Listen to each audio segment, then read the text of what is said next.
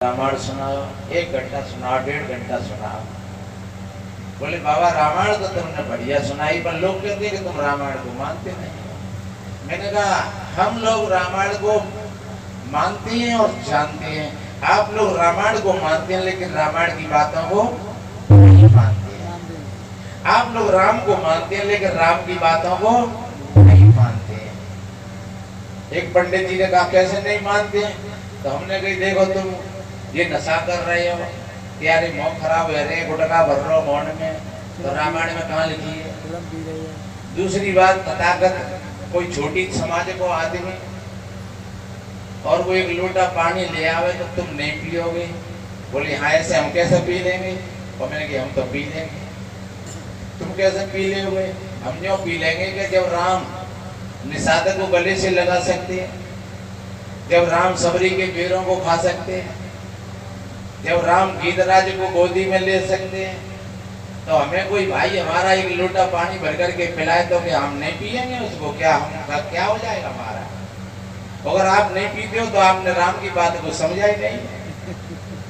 सबरी के भाव में कितना बढ़िया कहा है, जात पात कुल धर्म बढ़ाई, धन बल पर जन गुण चतुराई। ये सबरी, अगर इस व्यक्ति के अंदर में प्रेम नहीं है, श्रद्धा नहीं है, जो आचरणहीन है, वो व्यक्ति तो ऐसे ही जानो कैसे, जैसे बिना पानी के बादल। भक्तिहीन नर शोभो कैसे, और जल बिनु भारत देखिए जैसे। जाति पाति कुल धर्म बढ़ाई, धन बल पर जन गुण चतुराई। ये कुछ भी हो, चाहे कोई जाति में बड़ा हो, चाहे कोई गुणवान हो, बलवान हो, धनवान हो, लेकिन जिसके हृदय में प्रेम और प्यार नहीं है वो हमारे लिए कुछ नहीं है। तो भजन है, देखिए रामायण क्या कहती है। एक पॉइंट को आप सुनना, थोड़ी देर के लिए है, फिर क्योंकि समय तो ज्यादा ही हो रहा है।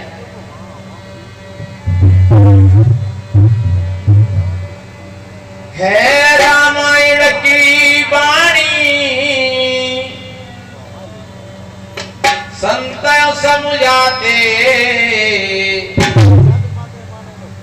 तुम रामायण पढ़ते पर समझ नहीं पाते। तुम रामायण पढ़ते पर समझ नहीं पाते।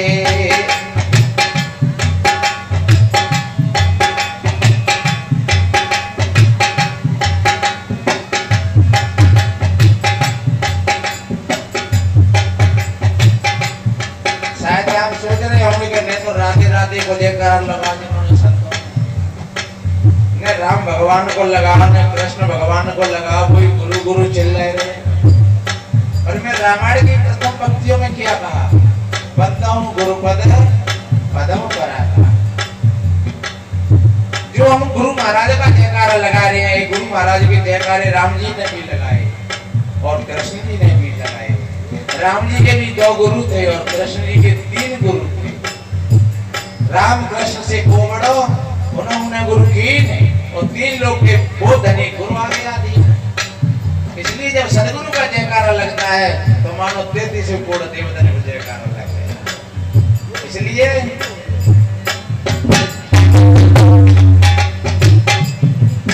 गुरु महिमा दर्शाई, कीरत संतन की गाई।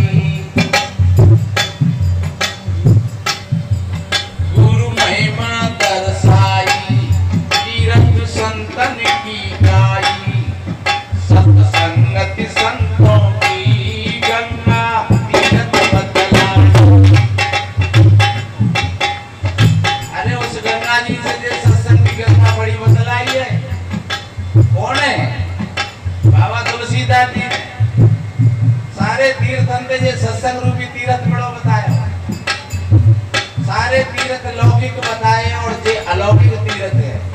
कैसे?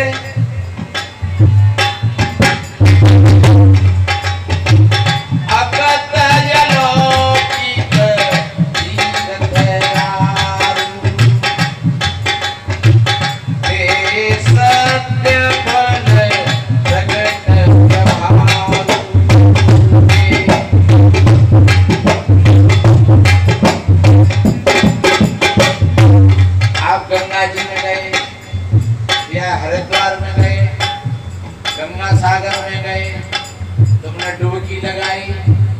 तुम्हारे शरीर को मैल पसीना तो छूटेगा, पर मन का मैल पसीना नहीं छूटा। और शरीर का मैल पसीना इतना परेशान नहीं करता है, मन का मैल पसीना त्योरानी जिठानियों को अलग अलग करवा देता है। मन का मैल पसीना बाप बेटा के बीच में दीवार बन जाता है। मन का मैल पसीना भाई भाई अलग हो जाते, गुरु और शिष्य अलग हो जाते। इसलिए मेरे बहन भाइयों, मन का मैल पसीना अगर छूटता है तो वो सत्संग में छूटता है। जहाँ तक बाबा तुलसीदास जी ने कहा है कि मंजन फल पेखिए तत्काला और का कहूं पिक बकऊ मराला। जो सत्संग सरोवर में जो स्नान कर लेते हैं वो कौवा से कोयल बन जाते हैं और बगुला से हंस बन जाते हैं। कौवा कैसा है? कौवा ऐसा हो पक्षी में क्या वो खीरू खाई जाए और गंदगी मुंह चौथ जाए मारे, अगर कोई आदमी वैसा करे कि वो खीरू खाए जाए और अंडे की आमलेट वो चाटे जाए तो वो को है कौन? इसलिए मेरे बहन भाइयों, कितनी बढ़िया बात कही है कि सत्संग रूपी सरोवर में जो स्नान कर लेते हैं वो कौवा से कोयल बन जाते हैं और बगुला से हंस बन जाते हैं। दूध के गिलास को छोड़ करके कलारी पर जाता है वो कौन है? जिसके पास में अच्छी वाणी है बोलने की और बग बग बग बग करता रहता है, तो वो कौन है? वो कौवा ही तो है।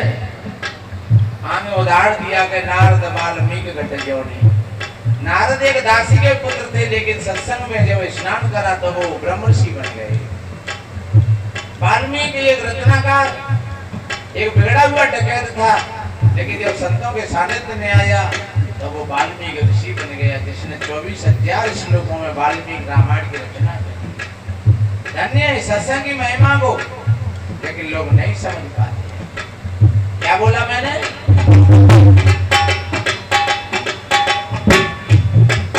गुरु महिमा दर्शाई, कीरत संतों की गाई, सत्संगत संतों की गंगा तीरथ बतलाई। जो सत्संगत में नाते कौवा कोयल बन जाते, तुम रामायण पढ़ते पर समझ नहीं पाते। तुम रामायण पढ़ते पर समझ नहीं पाते। हे रामायण की वाणी संत समझाते, रामायण पढ़ते पर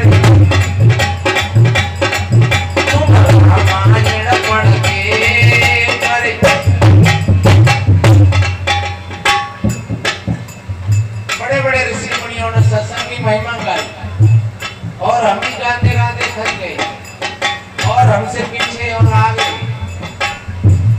लेकिन इसका संवाद पूरा नहीं होता है। और क्या बताया रामायण में, देखिए।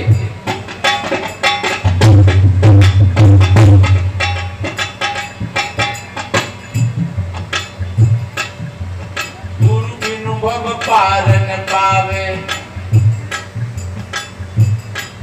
चाहे शिव ब्रह्मा सम होए जावे। ये अपने रामायण में लिखा हुआ है। गुरु बिनु भवन न तरई न कोई, और जो विरंति शंकर सम होई।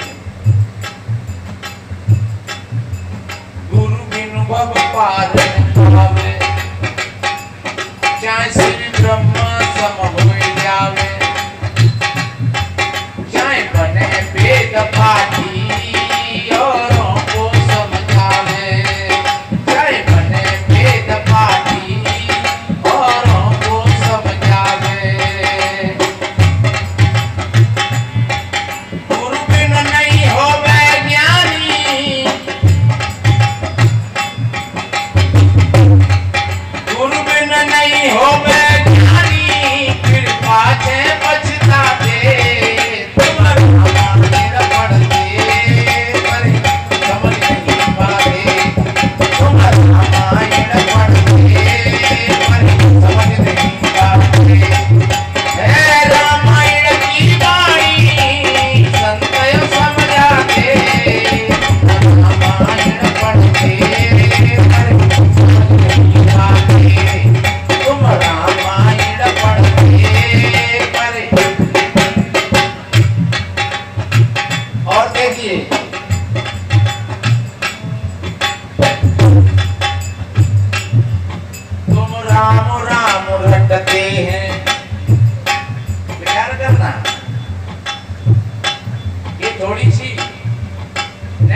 सी लगेगी, लेकिन जब विचार करोगे तो सीधी हो जाएगी। क्योंकि जब बाबा तुलसीदास जी ने रामायण में ऐसा लिखा है कि सिया राम में सब जगह जाने और करो प्रणाम जोर जी को पानी, तो सब में भगवान है, सब में सीताराम है। और जब सब में सीताराम है तो फिर हम कौन से लड़ रहे हैं, और फिर हम मार कौन रहे हैं, फिर हम झूठ कौन से बोल रहे हैं, फिर हम बेईमानी कौन की कर रहे हैं। इसलिए मेरे बहन भाइयों, बड़े मजे की बात है,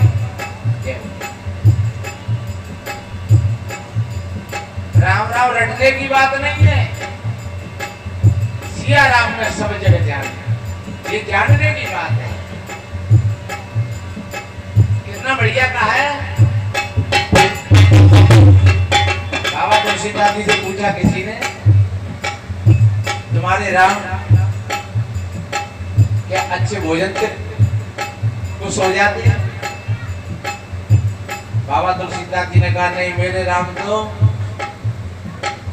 पत्ता और फूल और फलों से पेट भर गए। तो क्या आपके राम बढ़िया गद्दा तकियों पर अगर सुलाया जाए तो खुश हो जाएंगे? बोले नहीं, मेरे राम तो जंगल में और जमीन पर सो जाते हैं।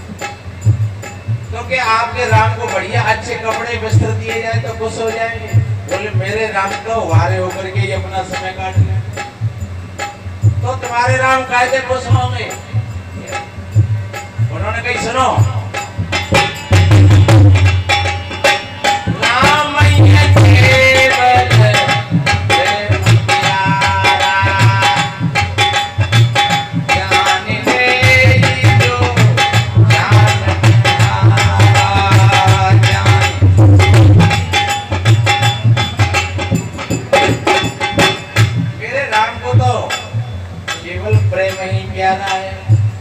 अच्छा राम जी ये छोड़ो, हम आप सभी भाई बहनों से बात करते हैं। आपको बुलाया किसी ने और आपके लिए 3600 प्रकार के भोजन रख दिए, लेकिन वहां कोई तुमसे बोल नहीं रहा है, सब टेढ़े मेढ़े जा रहे, मोड़ लटक रहे हैं। क्या तुम वहां उस भोजन को अच्छा लगेगा? तुम्हें भोजन तुमको 9 करोड़ की कोठी में सुलाया, लेकिन कोई बढ़िया आपके पास में कोई बैठ रहा नहीं है, बात नहीं कर रहा है, तो क्या तुमको उस कोठी में नींद आ जाएगी? नहीं आएगी। और आप किसी अपने मित्र और प्रेमी के पास पहुंचे और मेरे भाई बहनों सर्दी पड़ रही है, गर्मी पड़ रही है। हम अभी कल परसों की बात है, एक प्रेमी के यहाँ 3 दिन हमने एक पेड़ के नीचे काटा और इतनी धूप और इतनी गर्मी, तुम खाटे तो सरका लें, तुम पिते सरका लें, लेकिन उस गर्मी का भी पता नहीं लगा। और ध्यान रखो, जब हम किसी प्रेमी के पास में होते हैं तो हमको भी भोजन रूखा सूखा हो बड़ा अच्छा लगता है, गर्मी हो उसका भी नहीं पता लगता है, सर्दी हो उसका भी नहीं पता लगता है। इसलिए सबसे अगर बड़ा है तो क्या है? वो प्रेम है। तो जब राम को प्रिय है, वो राम आपके अंदर में भी बैठा हुआ है, आपका राम भी प्रेम ही चाहता है। तो हम राम राम तो रट रहे हैं और प्राणियों के साथ में अन्याय करते हैं, अपघात करते हैं, तो क्या तुम्हारा राम खुशी हो जाएगा? कैसे होगा खुशी? इसलिए कहा है तुम राम राम रटते हैं और राम ही से लड़ते हैं। राम है प्रेम प्यारा, सदग्रंथ संत कहते हैं। राम है प्रेम प्यारा, सदग्रंथ संत कहते हैं। पर जीवों की हानि फिर 84 जाके तुम रामायण पढ़ते।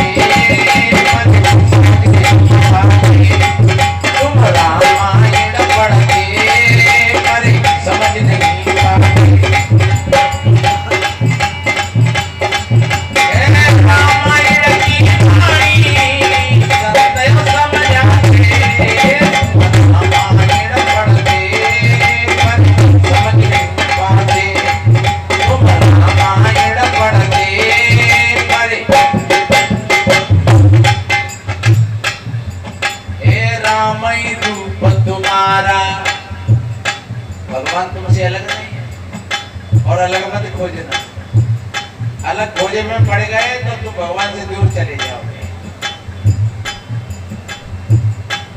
जब आदमी मर जाता है तो क्या कहते हैं, राम निकल गया, हंस निकल गया।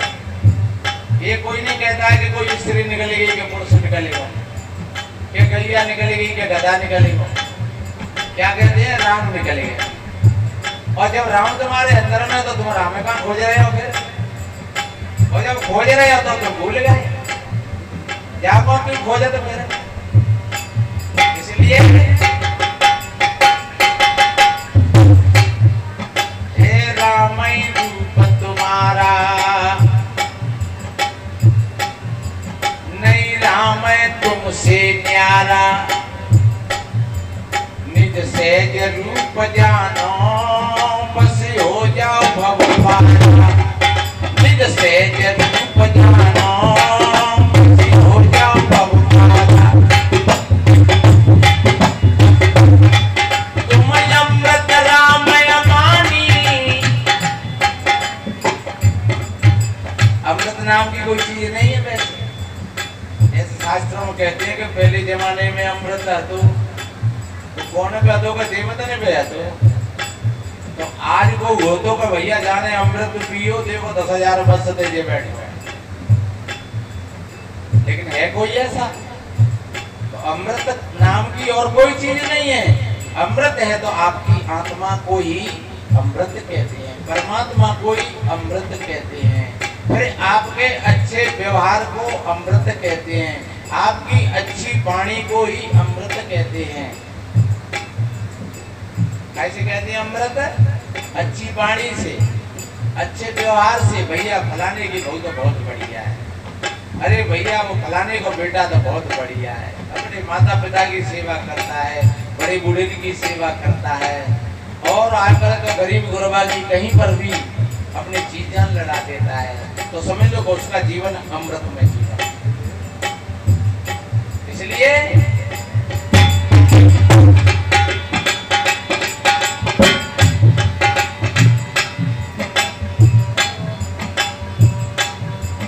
नहीं राम तुमसे न्यारा,